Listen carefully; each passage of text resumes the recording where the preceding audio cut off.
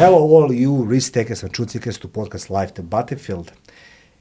Today I got a phone call from somebody who is a very close dear and near to me, and that person wanted to talk about wisdom. And I tried to find true definition of what a wisdom it is. So I realized that in my life I done it something what's called I rejected the wisdom of the people who are older than me. When somebody older come to you, like your grandfather, your grandmother, somebody from your life who's a little bit older than you and say like, don't do this, you're going to regret, or don't do this, don't do that. What you do, you make the fun of them. I was that one of them, and I was an expert. But life throws you different balls. Either you learn or you not learn. If you don't learn, you stay where you are, blaming everybody and anybody for all your unhappiness and success. And today I have a true source of the wisdom. Good friend of mine, my mentor, and somebody who are looking very high. Even we disagree sometimes, we want to punch each other. His name is Keith Saggers. So Keith, welcome to the podcast Life the Battlefield. Hi, thank you, Mario. Thank Keith, you. look, just, you've been on my podcast a few times, and I must say, let's go say it, officially for the record, let's go state it. I started this podcast with a Life the Battlefield name thanks to Keith Saggers. I was mocking around with my names, and Keith says like, you know what, I'm a little bit wiser than you, so let's go make this happen for us. So Keith, yeah. For all our audience, yes. First of all, thank you for coming today. I know it's a disaster outside. It's raining again and everything else. Sure. But I want to talk to them about wisdom. But let the first audience meet Keith. Keith, yeah. I know, because all I know, I can present Keith, he's this, Keith is that, but who is the Keith Saggers? Why are you so wise, eh? Yeah, well, look, and I'll delve into who I am. Just on that word wisdom, yes. I have a saying that says, knowledge is wisdom applied. So when you've got good knowledge and you apply it, you have wisdom. If you only have information and opinions, you don't have wisdom. You just have opinions and ideas and thoughts and observations. But to me, wisdom is really knowledge applied. And I found in my life, in particular when I got into martial arts, when you apply the knowledge that you acquire in your training, yes, you suddenly become almost intuitively wise. Now, a lot of people don't talk about it, but I talk about being intuitively wise, because a lot of times we get a gut reaction about something, and that's our brain cells in our gut lining talking to the brain lining in our heart, which also at the same time is talking to our brain, because we've got 3 brains. So for me, it'll relate to what I'm going to talk about now. So my story began, I have a twin sister. Okay. Beautiful twin sister. And we were country kids, small country town, 650 people, very multicultural little Australian rural country town. And so we were born in 1946. So we came in just after the war had finished. So we were the first at the beginning of the baby boomers as we are now. Oh, yes. Yeah. So that small country town, after the war, Mario, a lot of migrants came out from Europe. Italians, Polish, Greeks, Afghanis. So there was a lot of multiculturalism, people coming into these little country towns to get work. And really did a lot of hard work. They did a lot of work. And alongside that, we had an indigenous population there as well that lived in town with us. In fact, on both sides of my home, where I live, mum and dad, Lynn, we had indigenous kids who were all my best mates. But it all begins like this. If you can imagine for a moment, if your viewers or listeners close their eyes for a minute and think about being in pitch black darkness. Pitch black darkness. I don't want to think. No. And now just imagine you've been in that for a little while. The next thing you hear is a massive scream, a female scream, and then you hear plates smashed against a wall, and then you hear a drunken male, abusing the woman, which happens to be my mother, and that happened to be my father. So that would last, on average, about 2 hours. He would come home drunk, from the hotel, the little local hotel, but that was supposed to close at 10 o'clock at night, but they all knew each other, didn't they? All the business. They'd drink and drink and drink. So Dad would come home completely obliterated from alcohol. Mum should have learned a lesson and stopped preparing a meal for him, but she always prepared a meal and left it for him and waited for him. And she sat up and waited, made it worse. By the time he walked in the door, she was ready to, really explode, which was not going to help. Yeah. He exploded back to her. Now, without any exaggeration, from 5 to the age of 9, that was our life, every night. Every single night, unless I happened, or Lynn and I went to the city to visit our grandparents. But whilst we were in that little town, we were constantly bombarded at night with this screaming, shouting, and we were like scared. We're absolutely scared. So what happened was, I think that began to affect us. I don't have any memory before the age of 5. I don't even know. No memory? No memory. Lynn doesn't either. Later in life, I think we both suffered PTSD from that. Well, we know what childhood trauma does to kids, brain development problems, neuro problems. So that then, when we went to school, when we were old enough then to go to primary school, because they didn't have kindergartens or anything in those days. It's interesting, yeah, right? Yeah, straight into school. And a little country town, like it's just, there's nothing much there. But for whatever reason we owned, my father, he inherited from my grandfather, or his father, the local farm. We had cattle and sheep. We had a very big abattoir, and we had the butcher shop. So we were actually quite in the farming community, as it were, weren't we? Yeah. What happened was, we got to primary school level, and we both had learning difficulties. I mean, we just had absolute learning difficulties. Now, for whatever reason, luckily I was good at sport. Lynn, unfortunately, wasn't. So she we had good friends because people liked us, but the teachers did not like us. Why is that? Because of your father? Or? No, because we were just completely not able to keep up with the class work, and we would question things. Excuse me, teacher, what are you putting your hand up for, Keith? Well, I just don't quite understand what you're saying there. Well, I've explained it 3 times, so if you haven't got it, too bad for you. Then if you put your hand up a 4th time, they would pick up a duster, because in those days it was just a chalkboard, and throw the duster at you. Yeah. Now, so Lynn and I grew up in violence. Now, that was emotional violence, that was spiritual violence, that was the mental violence, and to some degree, physical violence. Now, if you take a child from the age of 5 till 9 and put them in that sole way that they can define themselves, I'm just lucky that we survived. Yes. So what I began to do, Mario, because I had learning difficulties, I really couldn't write properly, but I could read really well. So I would go in my own time to the little local library in the council library, and I would pick up books, and I'd start reading adult books as a little kid, because I loved the stories. Yes. I love stories. Lynn didn't do any of that, but she was such a loving, kind soul. Eventually, long story short, Dad's alcoholism was basically dysfunctioning for the entire family. We moved to the city. He took us to the city in 1960. He bought a butcher shop way out by the beach. He took up his drinking habits. We never saw him much. He came home. We had the same thing happening. Well, now we're in Perth. But I sort of had started to grow a little bit, and by the time I got to 15, I'd had enough of it. And he came home one night drunk. And we had a house that was on a slope, so it was an outdoor balcony and a ramp that goes down the steps. And I just was standing there wanting to go down. He was coming up drunk, And I said, why don't you just get back in your car and drive away? We don't need you here. You're just useless to us. And he swore at me, and he took a swing at me. Okay. Well, that is interesting. Well, that's a story developing in different direction, I think. Yeah, but okay. Yeah, he took a swing at me. Yeah. So, of course, I dodged it because he was drunk. I said, it'll be the last time you do that. Okay. Last time.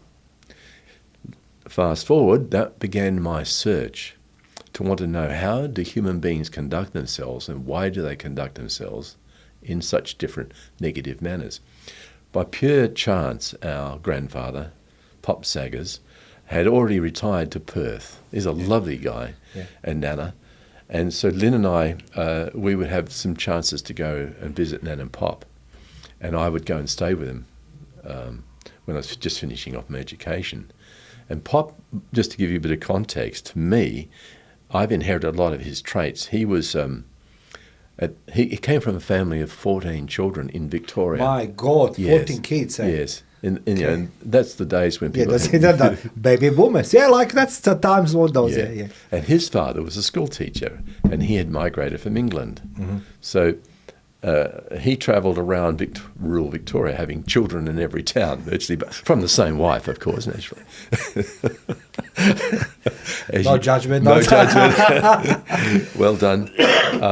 And all those kids grew up and went in different directions, and about 5 of them went to Western Australia. One of them was my grandfather. But how he got from Victoria to Western Australia is a fascinating story. Yes. Because in those days, it was almost the end of the big pioneering era. The railway hadn't been built, but was about to be built across Australia. What decade are we talking about? Around about the late 1890s into the 1900. Because people don't know, all our listeners doesn't come from Australia, so I try to, you give a little bit the meat on the bones because to understand Australia, and I'm trying to understand more and learn. Yes, so yes, that's good. And it's good that we can talk about the geography because the eastern side, the eastern seaboard of Australia, where Sydney, Melbourne and Brisbane is, they were really developed real quickly, as you can imagine. The western seaboard, Perth, didn't have as many convicts coming in to build roads. They had a lot of settlers come in there. Okay. So it was a slightly different mix, whereas the eastern seaboard, particularly Melbourne and Sydney, a lot of convict. In fact, most of the beautiful buildings and bridges, were them. So what happened was, in Victoria, my granddad was a great sportsman. He was a great horseman at the age of 12, and he got offered the job to join a group of drovers. Now, drovers are guys and men and women who bring cattle from one location to the next. They were called the overlanders or the drovers. They were called both of those things. Overland. So they had very, very almost legendary treks all the way from Victoria up to Queensland, up through South Australia, up into the Ayers Rock, all the way through. So anyway, he got recruited to be a young drover with about 20 other people, men, but there was a catering wagon, so they had their own chef, or cook, let's say. Yes. And they had lots of cattle dogs, and they had 1,000 head of cattle. And the job was get from Box Hill in Victoria across to Meekatharra and then down into Fremantle in Western Australia. Now, Meekatharra is up close to the border of WA and South Australia. That's a big trip, eh? It is a long way. And as you know, they now call it crossing the Nullarbor. That's called the Nullarbor Plain, which is the longest stretch of desert in Australia, but the longest straight road in the world is there. So there was no road in those days. Yes. So they were just going by, stories and handed down little maps, and water holes might be here or a creek might be there, but they didn't know. Take a year. They had to walk slowly because you don't want the cattle to be dying on the way. Yes. You leave with 1,000 cattle. You want to get there with 1,000 cattle. You got paid on every one that got delivered. If you lost half of them, you lost half your money. So there was this constant sense of accountability, which we don't like to worry too much about anymore, but accountability. That accountability led back to 20 people having each other's back. Like, not one of us can afford to fall ill, not one of us can afford to fall off a horse. We've got to all pull our own weight, strength in numbers. Yes. So to me, he was talking about a lot of stories, and there's one really funny little story he told us that time on one of the treks, they did it many times, one of the treks, they came across a creek that had a bit of extra water in it. In the middle of the creek was a black T-model Ford, one of the first few that was ever delivered to Australia by a very wealthy cattle owner, station owner. He'd got stuck in there, and they saw him there, and he yelled out, "Guys, can you help me? I'm stuck in here." And they said, "Well, how many horsepower have you got in that vehicle?" Or do you want us to get 2 of our horses to pull you out? Yes. So it was a nice story. Yeah. Human story. It is. But it's about character and it's about courage. And he would talk about the thing called the thirst. The thirst was you would get somewhere and there'd be no water left. You're in peril. Your life is in peril. You go to bed at night. What they do is they corral virtually all the cattle down, calm all them down. 2 riders at night are constantly moving around, making sure there's no dingoes or anything to spook the cattle. To spook the intruder, They don't want to spook them. Yeah. So every night you go to bed, he'd say, Keith, and you don't know if you're going to wake up in the morning because oftentimes there will be stories where a horse will get spooked. and the horse will spook the cattle, and the cattle just don't know. They just go wherever they're facing, they run forward. Yeah. Generally, it's straight through the camp. So he said many a drover, an aspiring young drover, has died on that track, but there's stories no one's ever talked about. So what he taught me was this. He said, Keith, you're going to learn in life. There's a thing called passion. And a lot of people are going to talk to you about passion a lot. But don't get caught up in passion. He said, because when we're crossing the Nullarbor and we've got 1,000 head of cattle, it isn't passion that gets us across the Nullarbor. That's gone in a few minutes, the excitement of the day. Yeah. 2 days, it's all gone. Now it's just same old day, every day, every day, every day. So when you're in survival mode, it's not passion that gets you through. It's your intention of action that you've got. We intend to go to Western Australia with 1,000 head of cattle. So you put in this thing called willpower, and then you put in intention, and stay inside intention. And when we talk about wisdom and knowledge, he was all about action. He would talk about you be on the horse riding along, mile after mile. In those days we called them miles, now kilometres. Mile after mile, same thing. Just keeping alert, watching things, a lot of dust. Get the odd stray one to come back in, but don't spook anyone. And he said, what you're doing is you're constantly in a state of vigilance, but you're relaxed. He said it's a real trick, because when I first started as a young boy, he said, I'm sitting on the horse and I'm holding I'm holding on and I'm doing this straight. And the older guys, and this is where I'm taking a long time to come around to your story, he said the older guys told him all the stories, but they were observing him. And they said, look, Joe, young fella, you're not going to make it another 2 days. Yeah. You must be extraordinarily exhausted. Your muscles, your legs, you're squeezing in on the horse's saddle, aren't you? Yeah, I am. I don't want to fall off. All right. So here's what we're going to get you to do. We're going to get you to relax and just know that you're safe. Because if you fall off, we're here. Oh, okay, yeah. What's the worst that's going to happen to you if you fall off? We're here. All right. So they said, all you've got to learn to do is to be relaxed but vigilant. Vigilant doesn't mean to be extra tense either, by the way, because you know what it's like in society today. Everyone's extra tense. Hold the phones too tensely, we walk tensely, we even sit tensely, right? But he said, no. If you can sit on a horse, Keith, when it's cantering or bobbing up and down, and your bum's getting sore and you're getting blisters, if you can be relaxed but vigilant, you're going to have a really, really good journey and enjoy it. Think of it as an adventure. That's a good one, adventure. Can I stop you right there? Yeah. Because I don't want to forget the question. You started something speaking, you started talking about your uprising and your twin sister. Yeah. And you say that like on a full time, they will take the dust and throw on you and your sister, right, the teachers. You didn't say the word labeling, but I think that was some type of labeling by teachers towards your sister and you, that you're the retards or you're not capable or something. Easily. Less worthy. How do you see today?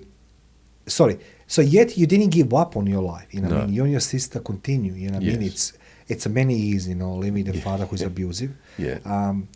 But yet you didn't stop yourself or your sister even being labeled by society to become tremendous men like you today. Why is that, Keith? And how do you see that labeling works today on the kids in the school? Or in society when they're young or something like this? Let's not put label you're less worthy or you're the retard or you are not capable to do these things. You can read, you can talk, whatever it is. 2 parts to that, or probably 3 parts of the answer to that question. Yes, please. The first part is... Today you're here to share your wisdom, Keith. I want people to learn. Just insights, whatever we can do, Yes. But I think what Lynn and I had, we had a DNA in us of optimism. And we were lucky to be born with that because, in fact, a lot of people have commented on it that, who knew our circumstances, said, you've always got a smile, you've always got a time, and, you're angry deep down from what you've gone through with your parents or your father in particular, but you still managed to remain optimistic and go on little adventures in your life, like, get married, go overseas, do things. So I believe that some people like myself are lucky to be born with an inbuilt optimism lever. and it just is there. I can trigger it at any time. In the worst of situations, I can trigger it. But then, of course, what happens is as you go through life a little bit and you start to delve deeply into things like the old saying is know thyself, and you hear about it with the religions, you hear philosophers, now neuroscientists are getting in on it. I think one of the important things was I faced very early was I was aware of my limitations, predominantly in education because the teachers told us, and I don't mind. I couldn't write. That's fine, I couldn't write. But I could read, Yes. and I could listen, and I could analyse. So nobody looked at those values. Those qualities were there, but nobody cared. So I cared. So I nurtured them in me. I took ownership of those things, Mario. And a lot of people don't realise that we've all got little strengths, little nuances in us, that if you could just focus on them and actually go, I see them, I feel them, I celebrate them, I own them, I'm going to grow them. And it's such a simple thing, and yet we've got all these thousands of books every year on self-help and self-growth. You've got gurus running around everywhere, and you've got the Tony Robbins. Yeah. But really, at the end of the day, it comes down to this ability to say, there is something in this giant universe, without going in the cosmology of it or going into the spirituality of it, there is definitely something in there that has always allowed me to have strong intuitive common sense. Intuitive wisdom and intuitive common sense. And no, I never hear anyone talk about it. Isn't that what your cousin, Yeah. your family member, Joy, Yeah. using that intuitive wisdom to survive on all this desert road? How do you call this? What's it called, that place of the innumerable plains. It's like, it's very unhospitable environment. It's very harsh environment. Yeah. It's not something you can just, let's go on a horse and with a No. bottle of water. You No. need to know how to survive intuition. You got to have that, and you said something very important there. Like the Nullarbor Plain in particular, the desert when you cross it is it's treeless really. There's hardly anything there, and there's no roads. There's nothing. There's no giant hill to. You just got to go, and the sun rises behind you and sets in front of you. So you use that as your guide, right? But you don't do anything at night. You don't need to read the stars because you're sleeping at night, ready for the morning. As soon as just before daylight, you head off, right? Because the cattle, you've got to rest in the middle of the day because it gets to be about, in Celsius terms, it could get up over 50 degrees. In Fahrenheit, it'd be about 140, 150. Oh my God, yeah. Yeah. So even in the milder months, it's still, it's desolate, hostile, right? Yeah. That's what Australia's about. Just discussing my grandfather with that concept of intuitive wisdom, and intuitive instinct and things like that, Mario, and common sense, is that without any maps, you see, they had to rely upon the fact that they were leaving in the morning, the sun's behind them on their backs, and they're going towards the sun. So that simple navigation, really. Yes. But the thing that really navigated them was this inner sense of certainty about what they were doing, that they knew they would get to the end point. There was no doubt in their mind they would get there, and they'd get there with 1,000 head of cattle. So that kind of self-belief, which comes out of a sense of camaraderie, you got 20 of you there, you got the food wagon, you've got everyone there, all the dogs. You have a sense of a solidity. And if you add your intuition with my intuition, and I magnify it with another 18 people, you get this like a humming sort of intuition of experience. Now, he was only aged between 12 to 14 when he got involved in it. But the other guys were in like 24 to 55. And the older guys, as he said, older guys, 55, he said they're the ones that just gave you a sense of confidence and certainty. It's okay, mate, we've done it before. It's okay, mate, we've done it before. And if we've done it before and survived, because we're here now, it must be okay, like common sense, right? But we don't use that common sense much these days. So that survivability, I call it survival intelligence. It's encoded into your DNA. We all know that the DNA is there to make sure the survival of the species, right? We all know that. And we all know that all the atoms and the cells are all there working away every day to keep us alive. Survival of the species. And we procreate survival of the species. So you're programmed to live, not to die. Yeah. But you also got to understand that that inner DNA that's working as a kind of like your inbuilt GPS, Yes. it is actually an asset to you if you listen to it. So he listened to it, they listened to it, and they always got across, which is fascinating. So that is really comes down to survival intelligence. Today, everyone's talking about success intelligence and this intelligence and that, and emotional intelligence. I said, look, the one that comes before everything else, the one we need today more than ever before, is survival intelligence. You think, you said something very, very, very interesting. You said that intuitive wisdom and survival, we relied a lot on our instincts to survive and learning from the older crew, you know what I mean? Like, like a grandfather was learning from the people who done this job for the many, many years before him. Yeah. Today, that education is being dispersed. Today, being the younger generation, let's just say like my son, 21 years old, they don't believe in that type of survival skills or intuition, but what some guru says on the internet, right? And I'm always going to, guys, I'm going to put in the comment section below how you can contact Keith, because I truly want you to learn from Keith his wisdom, his experience, because it's something you can't just ignore. The fact it is, Keith, that as you said, we need to have this intuition inside of us, but we're forgetting our intuition.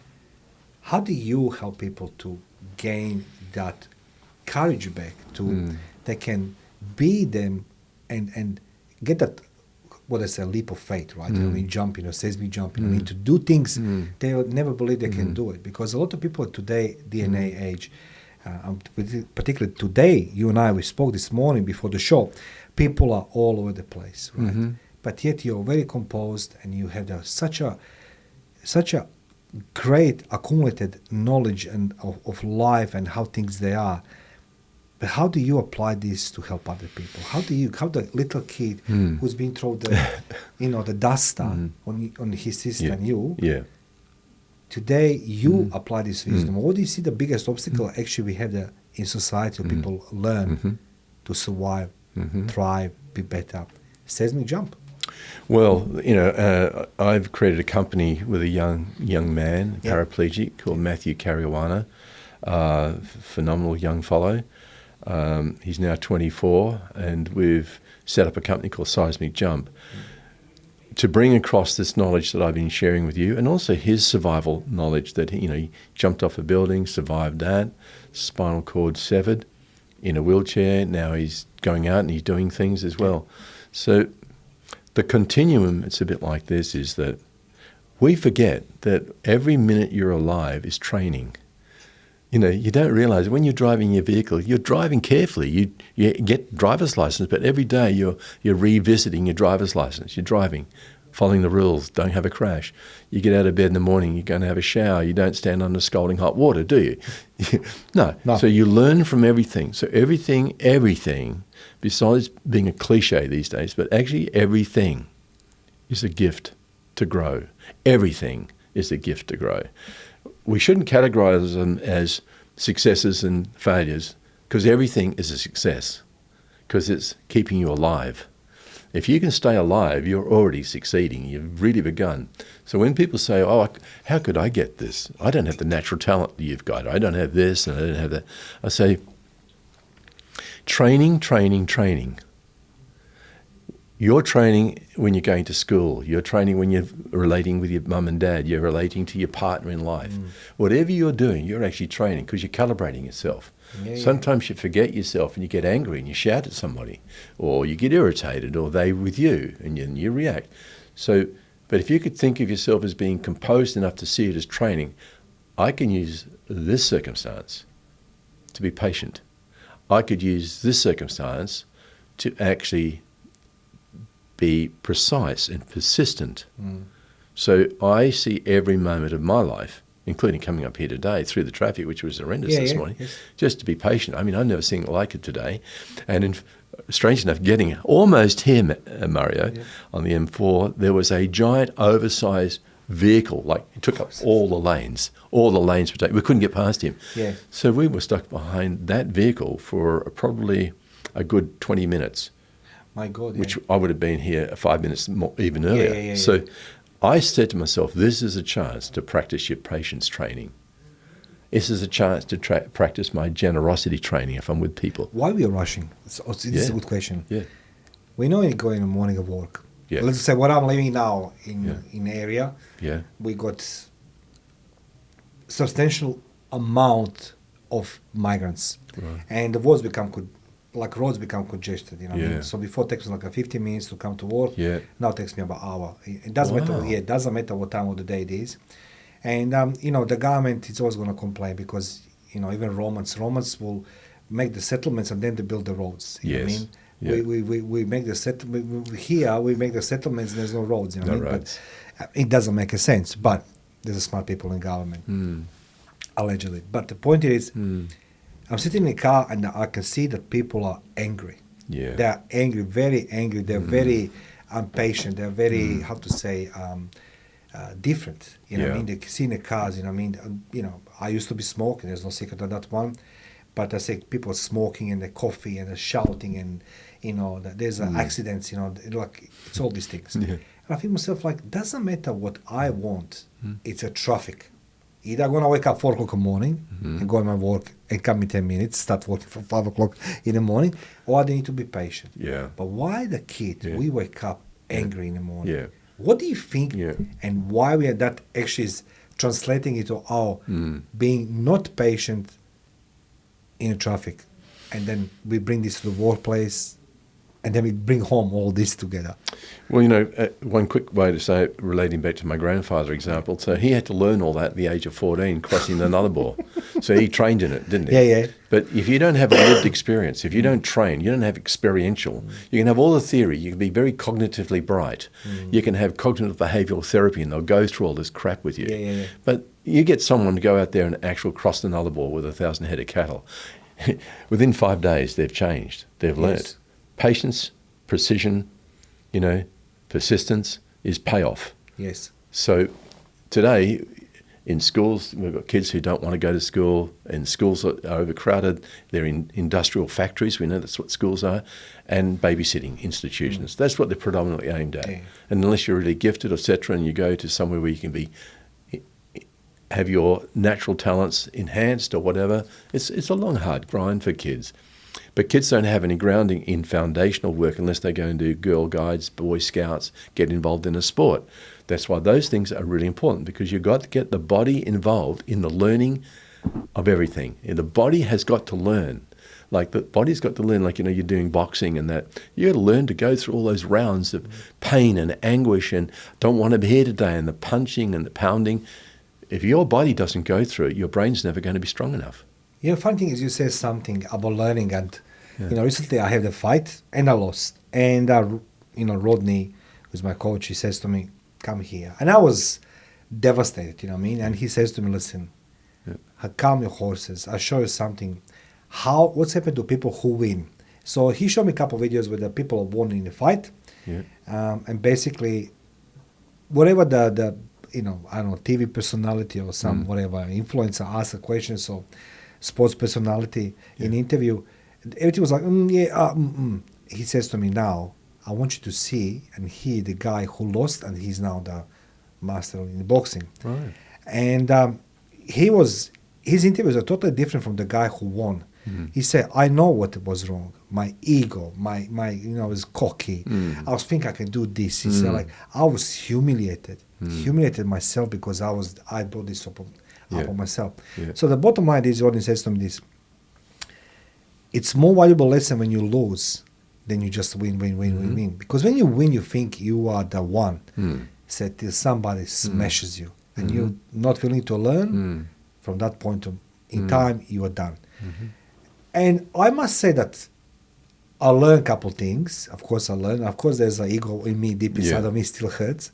But after all, I think that, as you say, we are always winning, regardless we always learning, regardless we are winning or losing. Something like this. Look, we always win when we lose, and we always lose when we win. Yeah. So it's just, you see, we've become so binary in everything. Everything's black and white. And the fact is, everything is an experience, right?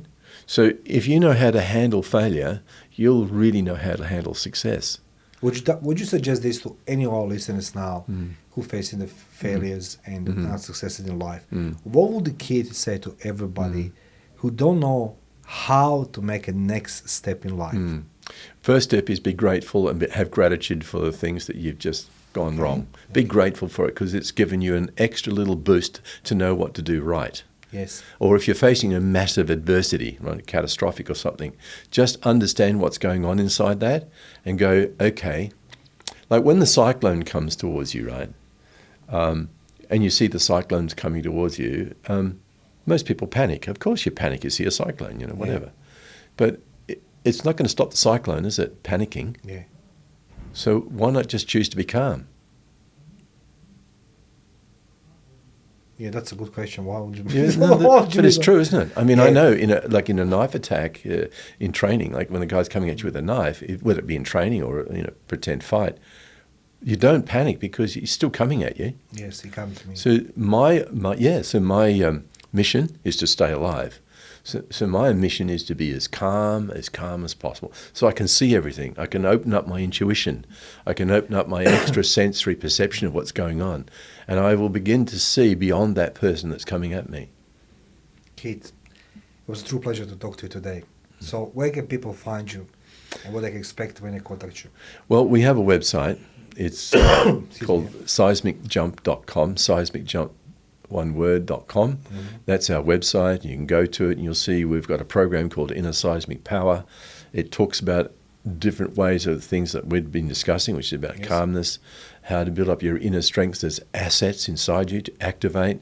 Think of them as your inner GPS, because we're so busy running around with phones and everything else, we forget the one technology we all need, and that is know thyself, in a way that you can build. Know thyself. You've got to be able to build your mind, body and spirit as one. Those three things are not separate, and when they're separate, they don't work. You've got to put those together with self-awareness, and if you've got good self-awareness, you're starting to also now translate into self-knowledge. And if you can put self-awareness and self-knowledge together in action, you'll then have self-mastery. And all those things come together, those 6 things, mind, body, spirit, activated equally, at the same time as self-awareness, building into self-knowledge, be patient, into self-mastery. And it's a process, but it's training, and we train people to do it. Keith, it was a true pleasure to have you today in my studio, because it's doesn't matter how many times we talk, I'm always learning something new. Yeah. You know what I mean? And that's something I really appreciate. Yeah. As older I become, I'm realizing that the wisdom we collect during the years of our life should be passed. But you're not just passing, you train the people. So thank you for that. Ladies and gentlemen, I'm going to put the comment section below how you can contact Keith. And feel free, give him a call, stay in touch with him and learn more things. Thank you, Keith. Thank you, Mario. Thanks.